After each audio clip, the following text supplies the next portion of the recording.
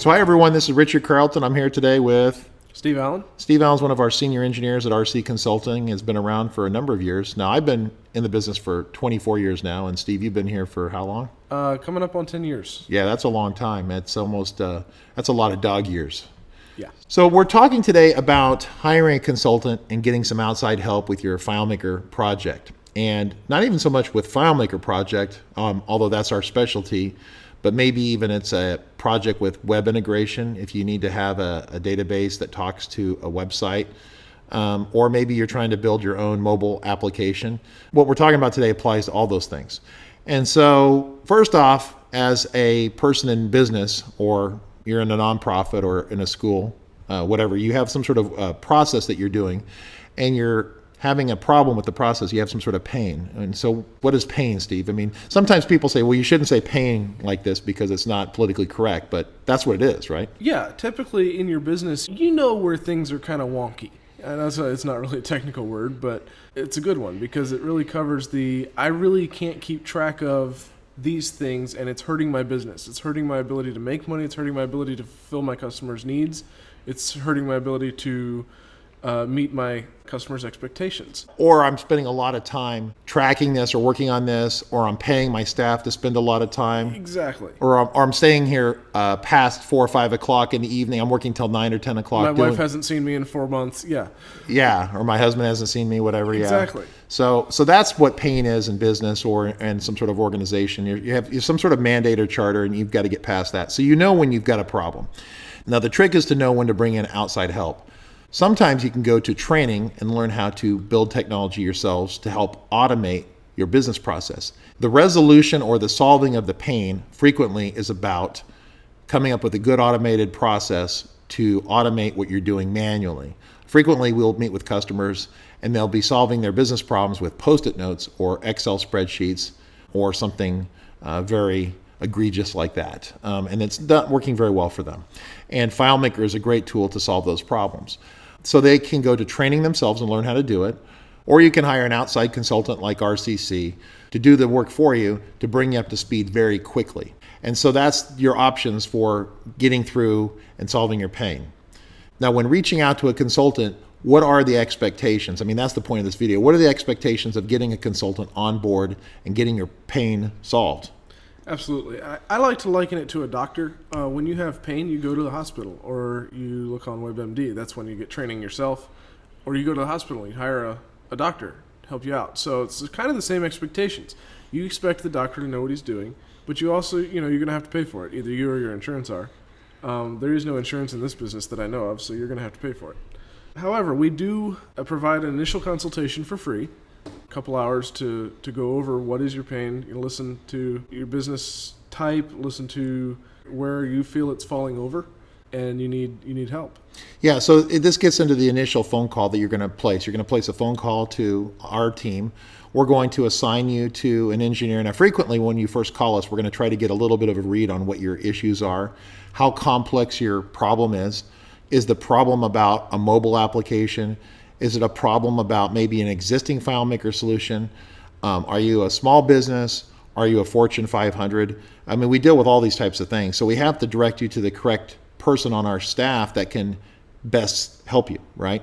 And so once we get you directed to the right person, you're going to have a conversation on the phone. You might even have a screen share, some sort of web sharing event, or if the person's local to you, you can even have a face-to-face meeting if the situation warrants. But typically the first conversation is going to be over the phone, and you're going to need to tell the consultant what your business is. What do you do? You are a window installing company. You go out and install windows. You are a manufacturer. You make widgets. You need to explain to the consultant what your business is, and then also what your pain is. They need to understand why you're calling them. You feel that you're spending too much time creating invoices, or that you're tracking your outside sales team, or that you're getting shrinkage in the warehouse, that the gnomes are stealing your widgets and you're not getting paid for the widgets, and somewhere there's inventory supply chain problems. So we need to understand what the problem is. We need to understand what your business model is.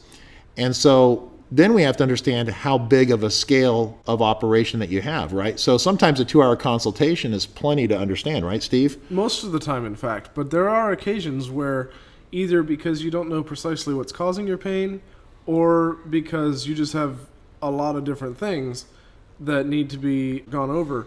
2 hours doesn't really cover it. And in those cases, usually what we'll do is set up a discovery phase where we can usually come on site if it's close enough and go over all that stuff and start building diagrams for you, but that's billable. Yeah, I mean, we offer a 2-hour initial consultation, but the reality is that we cannot provide endless free initial meetings. Right, because then they're not initial anymore. We are a consultant, and eventually the initial meetings turn into actual, like, we're doing the consultation business that you're supposed to be paying for. Right, and so while we offer the initial consultation, sometimes customers have pain and they ignore it, and then they have more pain in another area and they ignore it. And so it's like going to the doctor and saying that my right arm hurts, my left arm hurts, and I have a stomach ache too, and oh, I have a migraine headache, and the doctor has to work through a lot of stuff. And oh, by the way, you haven't had a physical in 10 years, right? So it's going to take more than what they can work out in 15 minutes. Or even 2 hours. Or even 2 hours. And that does happen with us. In fact, that happened with you, I think, in the last day or two. We've had, I know Steve's been working on a discovery project with a customer locally here in California. And I've been in there watching, and he's been doing these diagrams, mapping out the customer's business process because the customer didn't even actually have a full grasp of their own business process. The customer was kind of organically doing their work, doing their own business, and they hadn't even really... This happens quite frequently, in fact. It's not just this one customer. You have a business that grows from 1 or 2 employees, maybe 3 or 4 employees, and you're passing paperwork around the office. It grows to maybe 10 employees, and somebody has the bright idea that we're going to use Excel, and then you're passing that around on some kind of shared server. And then it grows even more. You have 20, 30, 40 employees, and suddenly Excel doesn't do the job anymore, but no one's tracked how all that really works. It's kind of tribal knowledge. We all pass it around the campfire when someone's hired. Right. And if someone leaves or gets hit by a bus, then that tribal knowledge is lost. And so it makes it hard to communicate the tribal knowledge, frankly, back to the outside person. If you hire a new person or bring a new person in like a consultant. What happens is that the consultant has to come in and sit around the campfire with you. Right. And so that's what we're talking about. And so if you have a situation like that, that time is going to be billable, and you're going to need to pay the consultant to do what we call a discovery project. Most consultants are going to want to be paid for their time, and that's where we get into that. So you're going to need a discovery project for us to discover the knowledge that you're going to give them effectively around the campfire. Absolutely. And one precaution that I'd like to point out is that sometimes we've run into customers that don't, either we didn't fully communicate the nature of a discovery project or they weren't listening or something, where they think that because at the end of the discovery project there are pieces that we can't help them with. For example, if they want something like a phone system or something like that that maybe requires technology that isn't our expertise, we can tell them that, but we can't help them do that. They have to find someone with that expertise. Then they think that because we can't help them, they don't have to pay us for the discovery. And that's not how it works. Yeah, I mean, the discovery is billable regardless of the outcome of the discovery. Now, keep in mind, you can always work with the consultant remotely. We're good with doing that. If the developer is local, then we're happy to work with the customer locally as well, face-to-face. For sure, Richard. I'm happy to work with anyone all over the world. It's easier if they're in my time zone, but East Coast, West Coast, Hawaii, wherever. Well, we do have engineers in Texas, and we do have several on the East Coast as well. So we do have engineers all across the United States. So that helps cover us in different time zones. But yeah. I have worked with people in the Netherlands before, and India, and all over the world. So it's doable, and we'd be happy to help. So Steve, what should the customer's expectations be when this discovery part of the project is over? What are they going to get out of this? What the customer receives at the end of the discovery project is all of the diagrams and flow charts and all the information about their business process and what they would like to be their business process that we've garnered over the course of the discovery. So just not to interrupt so much, but their current business process and also what they would like their business process to be. Yes. Most of the time, we kind of meld the one into the other. We start with what is your current business process so that we know where we're starting from. And then we work with you to develop a plan of what would make it better. And that all involves diagrams and conversations and note taking, and the customer receives all of that information and material at the end of the process. Now, this is only for customers with more complex projects. Not all customers need this. Right. Not everyone needs it. Some people know exactly what they want. They did their discovery internally. They know exactly what they want. Other people, they don't know, but they don't want to do a discovery. But they also don't have a really complex business, so in the initial 2 hours, we can figure it out. Yeah, let's talk about that. So some customers, we're kind of flexible in how we operate with our customers. So some customers say they have a very simple need. We say, hey, no problem. In 2 hours, we give them a quote, and here we go. Some customers say, hey, we really want an organized plan, but we don't have anything written down, so we need a discovery. Other customers say, I don't want to sit and work out this big organized plan. We just need to start fixing these problems right now. We have the perfect solution for that. We do an ongoing time and materials agreement, and there's an option on that to do a do not exceed clause, to where if you only have $5,000 or something, then you can say, I only have $5,000, and we'll put a do not exceed clause on the contract that even if we accidentally use more than $5,000 worth of time, we can't bill you. But yeah, so what it is we do incremental work for you at your request. In fact, we can do it in phases. So we say that let's start with this piece of your puzzle here, this part of your business that needs the most attention. Yeah. We take care of that, say, this couple weeks, this week, and we let it sit for a couple months or 6 months, and then we come back and put out this other fire for you maybe later on. Absolutely. And that is actually one of our most popular methods of clients interaction is the time and materials, where it's kind of an ongoing piecemeal thing, especially in this economy where people don't have huge budgets like they used to 10 years ago.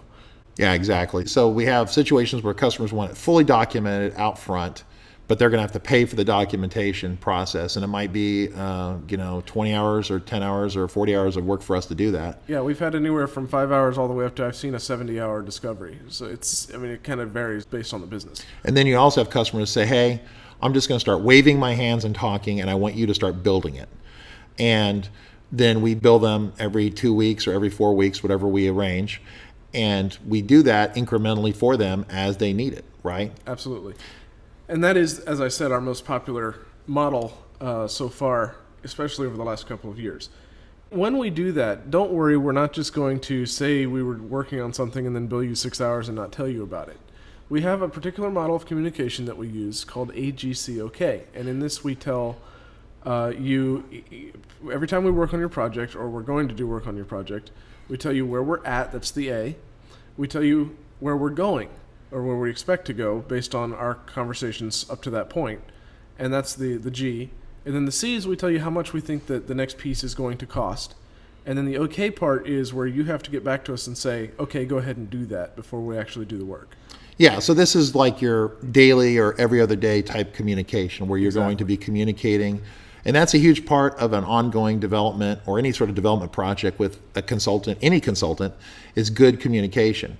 And so we have this program called AGCOK. Once again, Steve outlines this, and where we're at with the project, where you're going with the project in terms of what we're going to build for you, what the costs are. Typically, we try to say what the costs are going to be and hopefully what you've already spent to keep you in the loop on that. And then the OK is where you have to reply back via email. It can't be verbal, and it really needs to be, either faxed or emailed back saying, hey, we approve this. And so then we do the work.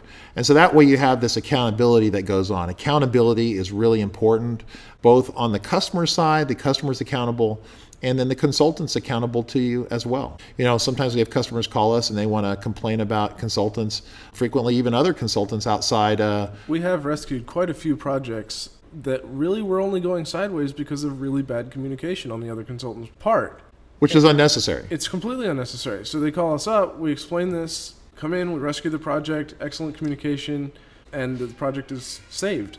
And it wasn't necessary for it to go sideways. Yeah, exactly. Communication is always, when I talk to our engineering teams, is as big as the technical components of their work. They, a lot of technical FileMaker developers say, well, I've got all these technical skills and I'm a kung fu master at FileMaker.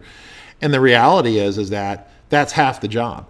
The other half the job is how you're going to communicate with the consultant and other people in your team. So in review, we've covered the 3 kinds of contracts really that are available for a consultant. You have a time and materials, which is your ongoing, I'm going to give you piecemeal pieces of work. Most discoveries are also done on a time and materials. The second option is the time and materials with a do not exceed clause. And this is where if you have a tight budget, you want to make sure it's just legally bound that we cannot go over a certain number of hours. That's the one you want. Then the third contract type is where you know everything, or we help you figure out everything, and now you know what you want, and we're going to give you what's called a fixed cost. And this is typically followed by a waterfall development process, if you know what that is. Yeah, and the short version of this is that this is where you have a very specific set of requirements and you get a very specific bid or quote on the project cost. The rub with this and the fixed costs, this is why sometimes they're not so popular, is that you don't have a lot of flexibility in the development of the project. The way our team works is with what they call an agile development methodology, which means that as we build the solution, we give the solution, we let the customer see the solution as they go, right? So they can log on and see it. Very iterative. It's very iterative. They get to see it. And so a waterfall or a fixed cost quote, you establish everything you want up front. And so then as it's being built, if you think of things along the way that you're like, oh, well, this would be a better idea, or this would be a good idea, no, you don't get to really... You can, but it's a pain. You'd have to issue change orders issue and a stuff. change order. The cost is going to change. It's a lot of paperwork. It's a lot of paperwork. But the whole idea with a fixed cost quote is that you spec the whole thing in advance up front because you knew everything up front. The reality is with FileMaker, it's so cool that you come up with new ideas along the way. You really need to run it, if you can, on a flexible time and materials basis. That way you get the benefit of iterative recommendations or iterative improvements. Absolutely. That's a huge deal. Absolutely. In fact, some consultants out there won't offer fixed cost projects at all because they know the customers are infinitely happier with time and materials projects. We try to be flexible and offer fixed costs because some customers just, their business models won't allow for time. Especially for the larger corporations and things like that. They have to have a quote.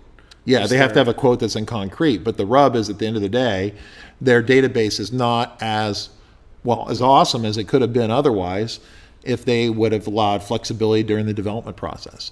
But the rub is the flexibility during the development process also means that there's flexibility in the cost at the end of the day. Yeah, because if you call me up in the evening and say, "Hey, Steve, I want you to build this new feature that costs $5,000," and you approve it over email, then you just added $5,000 to your cost without even thinking about it. It just happened. Well, and on the flip side of that, if you come up with some new idea, and by doing that, you get to remove part of the project that you didn't need to build. Yeah. You don't need it, or you haven't built it yet. Maybe the project goes down by $5,000. There's another flexibility. Yeah. Yeah. So you can save costs in a project too, and so the project cost can go down. Right. The whole point is that you have flexibility that you basically lose by doing fixed costs. So fixed cost is there. So you got time materials with a limit, a do not exceed limit, and a fixed cost. Those are the three kinds.